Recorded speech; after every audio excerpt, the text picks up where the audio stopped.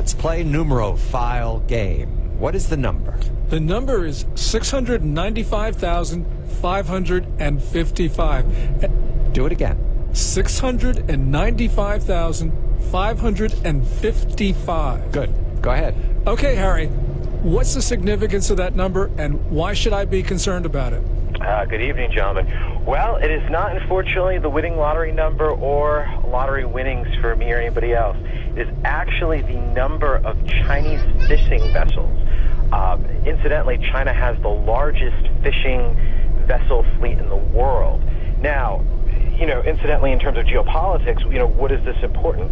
Well, having that many fishing vessels allows them to do something very crafty that I've called fishing pole diplomacy, which basically, in a nutshell, what China is doing in the South China Sea is arming, well, maybe not arming, but maybe for a latter term, are essentially putting GPS systems in at least 50,000 of their long-range fishing boats. Now, this is significant for a number of different reasons. The big reason is that China in the last many years has been using fishing vessels to go out further and further in the South China Sea to sort of assert their claims of sovereignty. There's lots of different ways that you can sort of claim sovereignty, but one way is actually doing the things that a sovereign nation does, whether it's fishing or declaring maps or putting out oil rigs in disputed parts of territory, which we've talked about in this program before. And sort of doing these things allows them to assert these claims. And essentially, fishing pole diplomacy, essentially putting out ships at sea that are fishing waters that are very hotly disputed with countries like Vietnam and the Philippines, allows them to push these claims. And it's not just putting, GPS in these fishing vessels.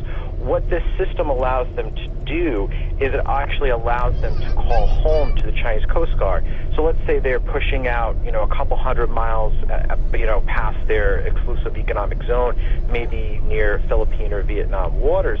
It allows them to call for help if they get into trouble with, other fishermen, naval vessels, things of that nature. But the Chinese are doing some other things that are quite interesting. This all comes from a report from Reuters, some reporting I've done, and reports that were in courts last week. What they've done is they've actually subsidized all the oil and resources that it takes for these vessels to go out that far to actually do this type of fishing. So it's very substantial and very interesting. It allows them to push their claims in a way that seems non-confrontational, that is not military in nature, but it's a way to push sovereignty. It's very crafty and very slick. So to put this in context, these fishing vessels, all 695,555 of them, are really an extension of China's Coast Guard and its civil maritime surveillance fleet. And that Coast Guard and the civil maritime surveillance fleet is really an extension of the Chinese Navy. So we've got a Chinese Navy of